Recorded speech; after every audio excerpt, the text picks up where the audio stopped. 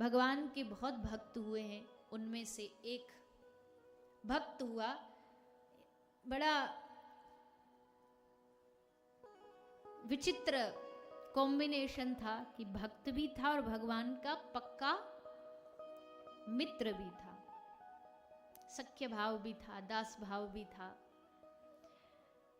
तो श्री सुदामा जी महाराज भगवान के परम सखा, परम मित्र। ब्राह्मण वंश में जन्म हुआ है। बचपन में ही कृष्ण से यारी हो गई और बड़ी घनिष्ठ यारी हुई। पर फिर एक समय आया, दोनों बिछड़ गए। एक अपनी वृंदापुर गुजरात चला गया और दूसरे कृष्ण मथुरा लौट गए। पर मित्रता घटी नहीं, मित्रता कम नहीं हुई, प्रेम कम नहीं हुआ सुदामा का। सुदामा के हाथ में हमेशा एक माला रहती, भगवान का नाम चिंतन। सुदामा की पत्नी है सुशीला देवी, ये भी भगवत भक्त थी। इनका सहयोग करती थी भक्ति में। सुदामा जी भगवान को बड़ा धन्यवाद देते कि ऐसी धर्म परायण स्त्री मिल जाए जो धर्म में सहयोग दे, तो भगवान का धन्यवाद करना चाहिए। और बोले जिनकी धर्म परायण नहीं मिली तो उनको भी धन्यवाद देना चाहिए। उनको किस लिए देना चाहिए? बोले प्रभु ज्यादा स्नेह करने वाली मिल जाती तो शायद मन लग जाता उसमें। अब कम स्नेह देने वाली मिली तो वहां से मन हट करके वो जो मन हटा वो आपके चरणों में लगा देंगे। तो भक्तों की सोचने की बात अलग होती है। कई ऐसे उदाहरण हैं भक्तमाल में कि जहां भगवान ने जिसको जैसा संबंध दिया उसको भगवान से जोड़ दिया। अच्छा दिया तो खुश हो जाते हैं कि भगवान की बड़ी कृपा है कि देखो हमारा भक्ति में मदद कर रहा है पूरा परिवार। और अगर परिवार विरोध में तो भी धन्यवाद कर देते कि अच्छा है प्रभु, मोह हटाना पड़ता, अपने आप हट गया, चलो। चित्त भी हमारी, पट भी हमारी। हर बात में भगवान को धन्यवाद दो, सीधी सी बात है। अच्छा हो तो भी धन्यवाद, बुरा तुम्हारी नजर में तो भी। वैसे बुरा कुछ होता नहीं, लगता हमें जरूर है, पर हर परिस्थिति में भगवान को धन्यवाद दो। जैसा भी है, जैसी भी परिस्थिति, तेरी कृपा, तेरी कृपा, तेरी इच्छा। सुशीला भगवत भक्त थी, सुदामा जी का सहयोग करती। पर सुदामा ने कभी भी सुशीला को दावा प्रस्तुत नहीं किया, बताया नहीं कि हम द्वारिकाधीश के मित्र हैं। वो इतने बड़े राजा का मित्र हो तो जगह जगह घोषणा ढोल बजाते घूमेगा, हम फलाने के यार हैं, हम फलाने के मित्र हैं। और सुदामा ने घर में भी नहीं बताया, सुशीला तक को नहीं बताया। उनको कैसे पता लगा? रात को जब सुशीला सोती साथ में समीप में, तो सुनती कान लगा के, तो सुदामा जोर जोर से रोते और एक ही बात कह के हा कृष्ण हा कृष्ण हा कृष्ण कह के करके सुदामा रोया करते थे। सुशीला को तब भी समझ नहीं आया कौन कृष्ण। द्वारिकाधीश कृष्ण ने सोचा ये सुदामा तो बड़ा जिद्दी भक्त है, ये नहीं आएगा हम तक मांगने, किसी ना किसी तरह इसको धक्का दिलवाना पड़ेगा। तो कहा द्वारिकाधीश एक भिक्षुक का रूप बना के आ गए। भिक्षुक का रूप बना के सुशीला के घर पे भिक्षाम देही, भिक्षाम देही।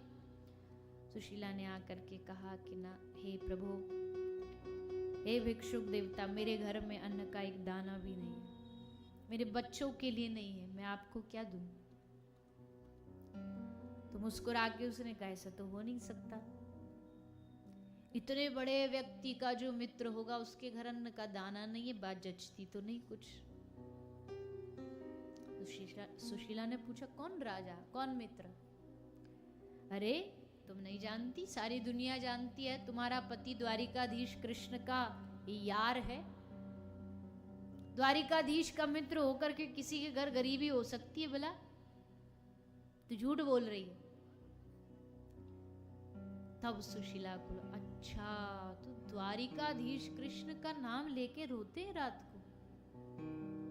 तब सुशीला ने सुदामा को कहा कि हे नाथ, आप जाइए कृष्ण के पास। तब भी सुदामा ने मना कर दिया कि नहीं, मांगना ये मेरा काम नहीं है।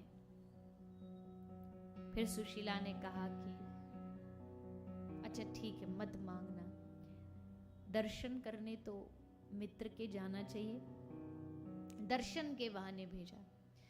सुदामा जी एक पोटली में चावल बांध करके बगल में दबा करके द्वारिका चल पड़े।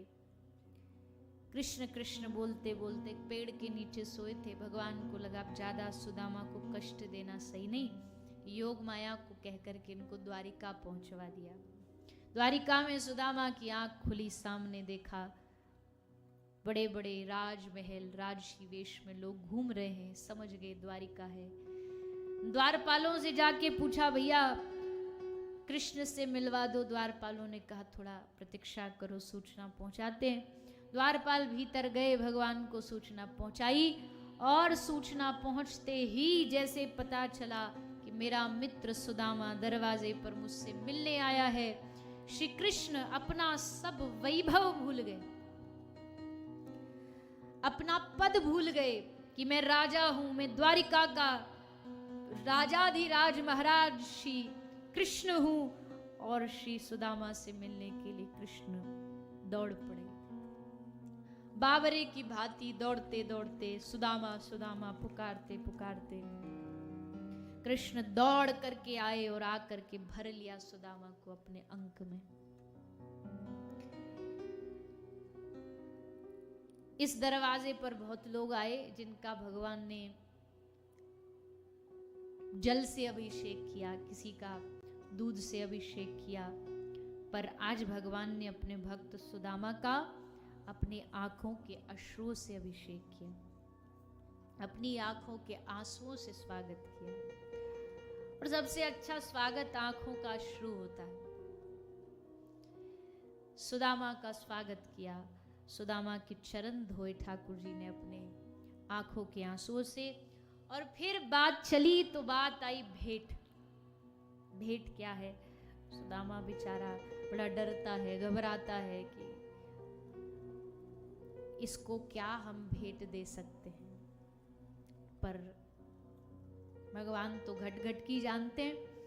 कांक में दबी पोटली को भगवान ने छीना और उसमें से खोल करके जो चावल तंदुल लाया था सुदामा, उसको बड़े भाव से ठाकुर जी ने पान किया, उसको ग्रहण किया। कहते हैं उसी समय दे दिया सुदामा को सब कुछ जो देना था। पर कई लोग को लगता है कि सुदामा की जो कथा है ना, ये मांग की कथा। देखो भगवान ने कितनी बड़ी कृपा कर दी, सुदामा के लिए महल बना दिए। किसी ने कहा असल कृपा महल बनाना नहीं था, अपने जैसा महल बना के दे दिया। असली कृपा ये नहीं थी। असली कृपा ये थी कि जब जब दुनिया में कृष्ण का नाम लिया जाएगा ना, तब तब हमेशा सुदामा को याद किया जाएगा। ये कृपा है कृष्ण की। और ये कृपा उसको इसलिए मिली क्योंकि सुदामा की भक्ति में शक्ति थी। सुदामा अगर मांग लेते ना कुछ भी भगवान द्वारिकाधीश से जाके कि भैया घर में बड़ा दिक्कत चल रही है, परेशानी, कुछ दे दो, तो आज क्या सुदामा की कथा होती भागवत जी में? कभी नहीं होती। कुछ ना मांगा भगवान से, इसलिए सुदामा का इतिहास बना। तो मतलब मांगने वाले भगवान से सावधान हो जाओ। बिन मांगे लुटा के देता है वो। मांगने वाले खाली न लौटे, मिली जो वो खैरात न पूछो। इनकी कृपा तो इनकी कृपा है, इनकी कृपा की बात न पूछो। तो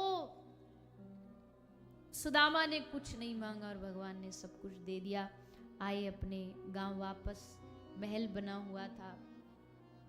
देख के न खुशी हुई न दुख हुआ सुदामा को। दे दिया तो भी भला, नहीं दे तो भी भला, और उल्टा अपने जीवन को एक साधारण रूप से भजन करते हुए श्री सुदामा जी ने भगवान को प्राप्त किया।